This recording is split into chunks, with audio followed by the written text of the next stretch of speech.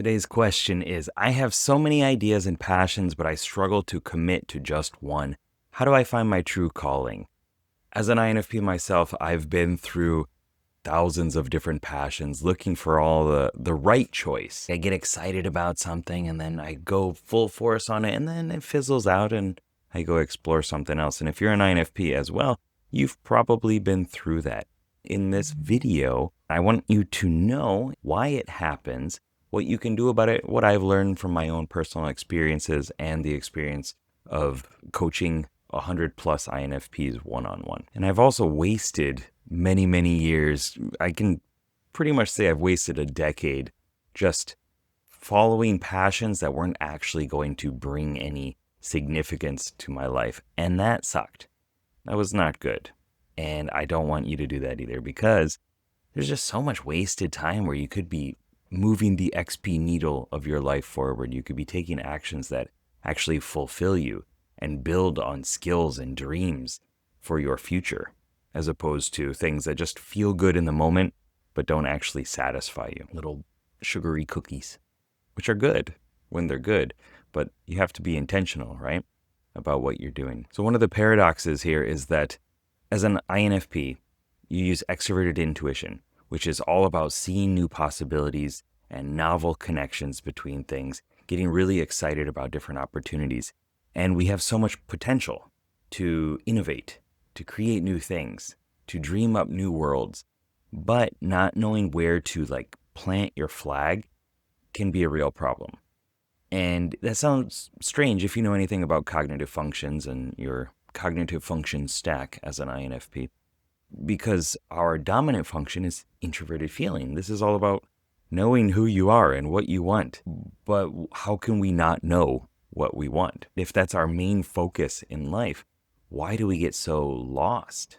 Why do we always feel like we can't take any steps forward? We feel stuck, or we have this fuzzy dream way out there and we just don't know how to get there. From my experience, I learned so much by throwing myself out, by throwing myself to the other side of the world, to Japan, and learning the language, learning the culture, learning about myself, putting myself in really weird situations, way beyond my comfort zone, and often outside of my moral understanding of myself, intentionally, because I wanted to learn more about who I am. I wanted to define my boundaries more. I wanted to get really clear on who I am, who I'm not, what I want, what I don't want. And it took a lot of trial and error, mainly because I didn't know personality type. I just heard that voice from the explorer, extroverted intuition, saying, just go do it. See who you can be. See who you can become. And I did. And it taught me so much more than I think I could have learned from staying in my comfort zone in Michigan. Nothing against Michigan, but it just wasn't right for me. So we see all these possibilities, and we want to find the one that fits with us. I think that's the big stinger, the painful point, is we can see so many different options, so many different avenues that we could go, so many different portals that we could jump through and be in this other completely different existence if we committed to it, that we're afraid of choosing any one of them. Because if we did choose one, then that means that we have chosen it. We have decided to get rid of all the other ones and go with this one. And what if 10 years from now, 20 years from now, you wake up and you're like, actually, I chose the wrong one. This is not who I wanted to be. This is not where I wanted to be, who I wanted to be with. This is not what I wanted to be doing. That's scary. But the big problem is, by not deciding, you are actually deciding to not have a chance at any of those. Maybe you're in that situation where you're just like, I don't know which step to take. I don't know which one to go for, because I'll be stuck. I'll be going through this cave, and the walls will get narrower and narrower, and I'm just stuck in there. But I guarantee, by dabbling in so many different things and not actually maybe producing something, or sharing it with the world, sharing your art, your stories, your music with the world, by not putting yourself out there and at least temporarily committing to a pathway, you're just going to suffer. You're not going to get through the dip of like, man, this is really hard and I don't want to do it anymore. And I'm just going to keep going though. And eventually you do improve. You learn more about yourself. Your craft gets better. You start to develop depth and breadth of skill and understanding of who you are and also your interests. You have a bigger impact on the world. And from my experience, the goal is not to choose one thing and be with that forever, because that is not actually how things work. You can always shift. You can always change. I know many of us have probably said, I'm 20 now. My life's over. I haven't made any choices or decisions. I am not good at social situations, and I've spent a lot of time playing games. So I might as well just give up now. I said it. I said it when I was younger. I'm 40, by the way. 41 this month. You hear me almost cry when I said that. I've wasted a decade just following passions that weren't actually going to bring any significance to my life, and that sucked. But there's always a way to change or to take the skills and learning and understanding from one area and put it into the next one.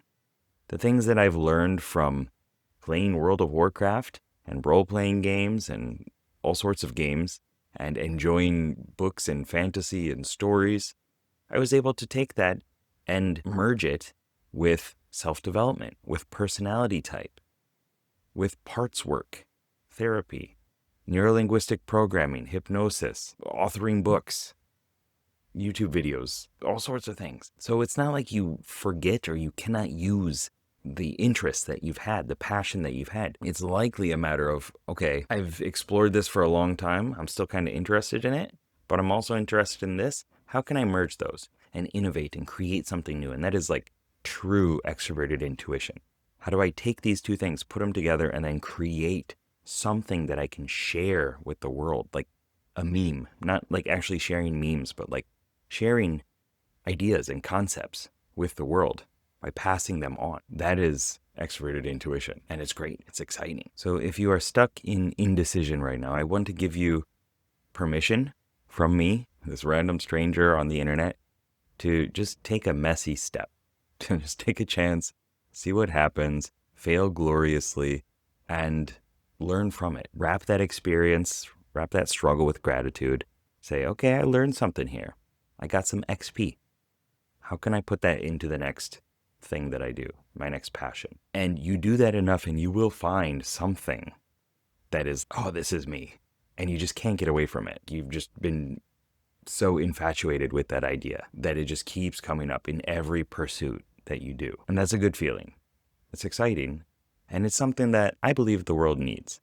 The world needs your ability to get so intrigued and interested in something and then share that with the world. And likely it's something that is going to help them probably understand themselves better in some way, whether it's experiencing emotions in a way that they haven't experienced through music, song, art, whatever your craft is. Maybe it's self-understanding, self-acceptance, self-appreciation, counseling, mediating, writing books, saving people. Is probably some way tangentially related to those. And it's great. You can find your passion and your purpose and your true calling by doing that enough. And I'm not saying that you'll find it tomorrow, next week, this year. You might. I think it's a numbers game. And also, it's something to adapt to. Will I be doing this pursuit for the rest of my life? I don't know. I kind of hope so. I was thinking the other day, I was like, I could just make videos for the rest of my life. I think that would be good. But it certainly wasn't like that when I first started doing these. And that's where I'm at now. And I think you can do that too. You can get there too. Think about it like a metaphor. What is it like? You're standing there. You're looking at your feet. You're just looking around, not actually taking any actions, taking any steps forward. Maybe the fog never goes away, but each time you take a step, you see more clearly a little bit further. There's so many different options, but it does require movement.